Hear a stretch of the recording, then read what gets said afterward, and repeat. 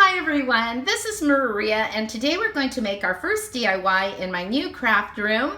We're going to make hair scrunchies. These are super simple to make, and so I have some new fabrics that I picked up at Joann's the other day. I really love these. They have small prints that are perfect for hair scrunchies. So we have some spider fabric. I really like this one right here because it has spiders, but it sort of has a retro look. I love the green. This one is like a mauve, sort of pinkish, and it has little ghosts on here. Again, I love the small prints, especially for hair scrunchies. And then the small little kitty cats, the black cats. This one is really nice. Polka dots, and it has some candy corn and little jack-o'-lanterns. This one, the print is a little bit larger. There's some cats, and so, but I really like that. I think I can make that work. And then for Day of the Dead, which is also coming up right after Halloween, we have the sugar skulls and the guitars. Really love this. And I did get some fall fabric too. This right here, it looks like sunflowers, but they're really pretty, aren't they? And so this is what you're going to need. You're going to need a little bit of fabric. You can make several scrunchies even with a 1/4 yard. I think you could probably get maybe 4 out of there. But I went ahead and got 1/2 yard of each of these because Joann's is always having a sale. So I believe I paid $3 for 1/2 yard for each one of these. So aside from the fabric, you're going to need a sewing machine, some scissors, you're going to need some pins, and you're going to need some threads. I have different colors of thread right here, you guys, and some elastic. And so you can buy this by the yard, or you could buy it in a package at Joann's, or maybe one of your other craft stores. And so this measures about 7 inches, and it's going to stretch. And then we have the pattern here. You know, I had a paper pattern that I have used for years, but I could not find it. And then I couldn't even find the paper. And so you guys, I ended up using this piece of felt. It was just a scrap, a remnant of felt that I had. And so it is, let's see, 18 inches long.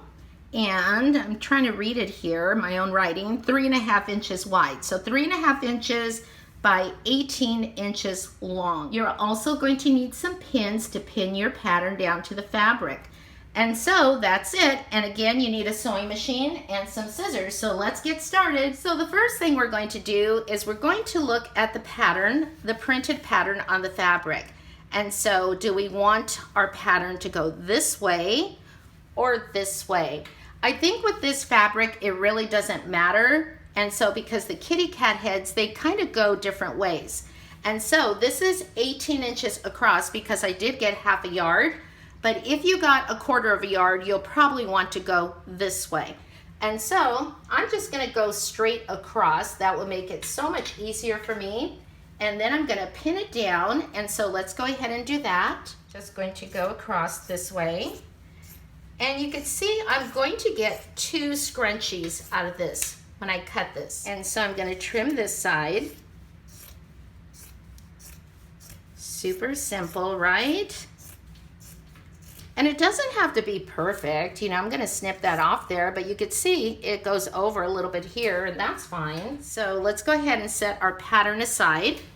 And so you're also going to need an iron, you guys. I forgot to mention that. So let me go grab the iron. So I'm going to give it a quick press with my iron that I have heated up, and I can press the steam button, and then I'm going to flip it around and I'm going to press the other side. And then what we're going to do is we're going to separate these because we only need one right now. And so we're going to do the ends. And so I'm just going to iron this on the end, just a tiny little fold. And then I'm going to do the other side. I can't remember if I do doubles. I think I'm okay like this, just one time. So I would say like maybe about 1/4 inch folded in. It's been a while since I've made these, so I want to make sure I have 1/4 inch at least. And then we're going to go ahead and sew this up right here. And then we'll be back, and because then we'll fold it this way, and then we're going to sew along this side. Okay, I'll be right back. And we're just gonna simple stitch across. Let's see. how do I do this? My back stitch, okay. And then here's my reverse. I'm using a different machine. I'm still getting used to this.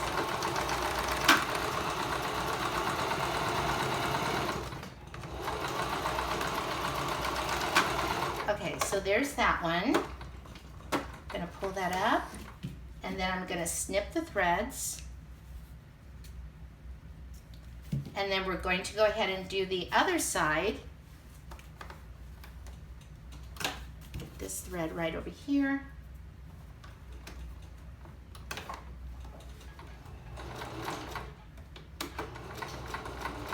I keep wanting to go over here to do the reverse because that's the way my other machine was. And I need to take that older machine in to get it fixed, to get a tune-up. I mean, this is a nice little machine, a Singer that I got at Joann's, but I'm so used to the other machine so much more. And I'm just gonna trim that. And then I'm going to fold in half, just like this. I'm gonna go ahead and press this really quickly. So I just pressed it so it looks nice and neat, and it'll just be easier to work with. Now let me go ahead and lock this stitch. Okay, so I'm gonna do this over again because I goofed you guys, but anyways, I just have it folded, and so this is the open edge. It's what we're going to close, and so I'm going to go forward and reverse a little bit to lock the stitch, and then I could just move along, and I just sort of guide it with my thumb.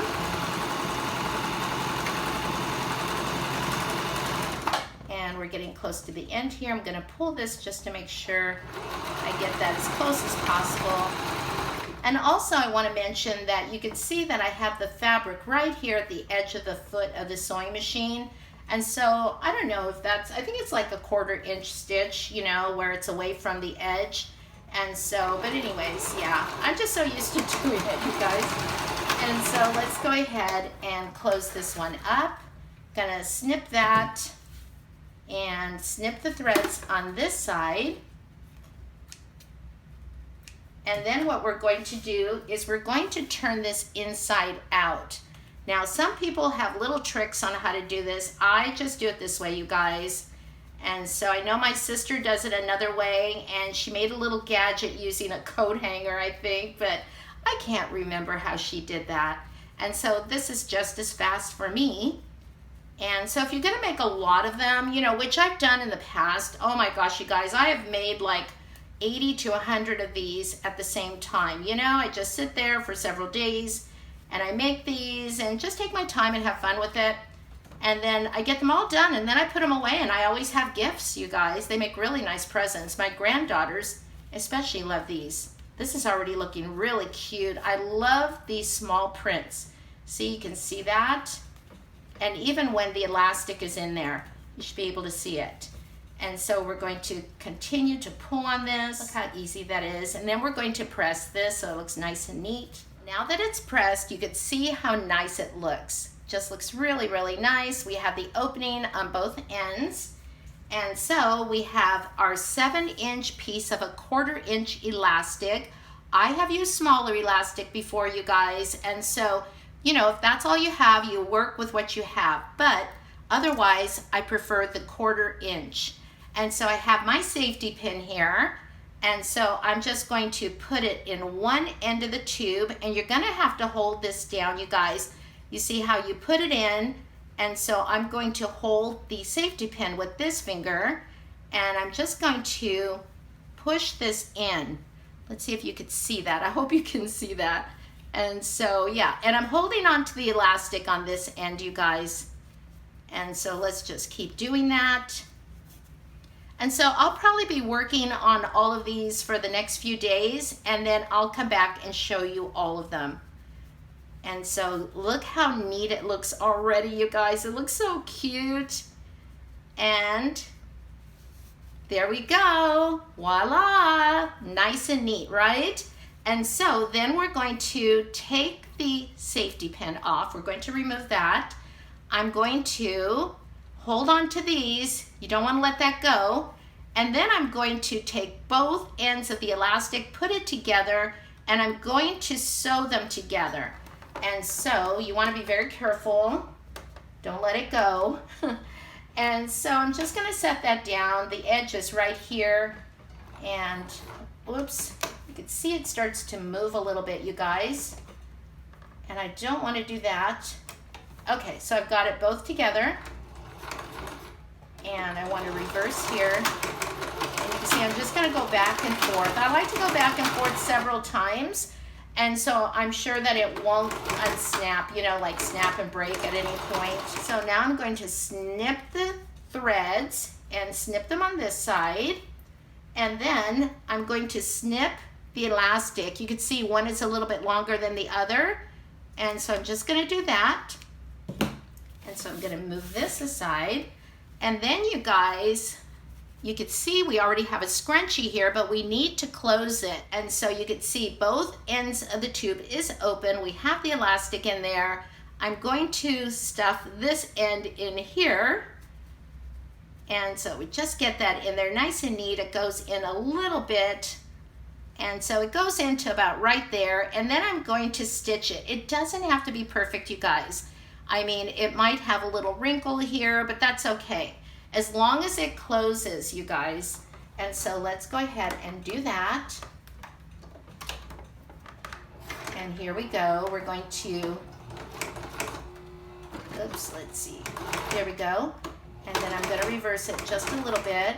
It's a little thicker here. And what I noticed with this sewing machine, the Singer sewing machine, I got it for a really good deal, is that it doesn't sew the thickness that my other sewing machine does. So I'm going to keep this machine for certain projects, and then my other machine is just a whole lot better, you guys. I love it. And actually, a friend of mine, a good friend of mine, gave me the other machine.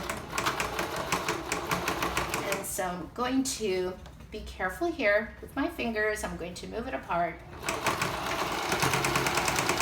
And then I went up a little further. Yeah, I want to make sure it closes really well. So now I'm going to snip the threads. And so I can remove this. There we go. And I'm going to slide this. Let's see, pull the needle up, slide it out. Oh my gosh, you guys, look how cute this is. Isn't that really cute? Oh my gosh, I love this. So now it's the first week of October and I finally finished all of these hair scrunchies. I believe I have 15 in each bag and they're all identical because these are for my granddaughters and each one of them will receive one of these bags in the mail. And so what I love about these hair scrunchies too, you guys, they are so lightweight. You could put them like in one of those bubble envelopes and ship them and it probably wouldn't cost that much for shipping. And so, but anyways, I have other things I'm going to put in the box, so that won't be the case for me this time. But let's go ahead and see what's inside. Again, I have 3 of these Ziploc bags, and I want to show you each scrunchie so you can see what it looks like because we've already looked at the yardage. And so let me set that aside. And so let's go ahead and look at the Halloween ones first. Look at this retro print. I love this. Again, this is why I go for the tiny prints, you guys. Just really, really cute. I had plenty of elastic. And then here's one for Day of the Dead. I love this fabric. Here comes one of my kitties. That's Freddie. And then here we have the one with the little polka dots, you guys, and the pumpkins. For a minute there, I was like, okay, I know there's pumpkins on here, but apparently on this side, they aren't any. And so here we have the pumpkins, and on this side, we have some candy corn right there. And that's really cute. Here is the fall one. I love this one. I mean, you can wear these all year long. I wear my Halloween ones all year.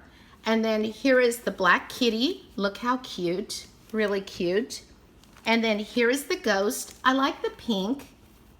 And these little ghosts are really cute. And then here is the retro print, and it's got some spiders here. Love the green. And let's see what else we have here. We have this one right here is one of my very favorites with all of these little black spiders. And then this one also, I love this with the little black kitties and then the orange in the background. Really cute. So let's look at the Christmas ones. Look how pretty this one is. And then we have this green one right here. Just so pretty. I love that green. And I really love this one. Look at this. That was one of my kitties that just came out of one of the kitchen cupboards. It's so funny, you guys. And so, but anyways, look at this. And then we have this right here, the red one, really pretty, festive. And then this one right here, kind of retro. I love that too. And then one of my very favorite Christmas ones is the gingerbread. Look how cute, the gingerbread people. I think I did have half a yard of this one, so I did get some extra ones, you guys. Here are the extra ones that I have in these Ziploc bags. Look at this. This is how many I have, you guys. So many. And then we have another bag. And so, you know what? I'm going to be buying a quarter yard of fabric from now on because I can get so many more done and so many more prints. Okay, thanks for watching, everyone. And I hope you have a great day. And happy crafting, happy sewing. Bye.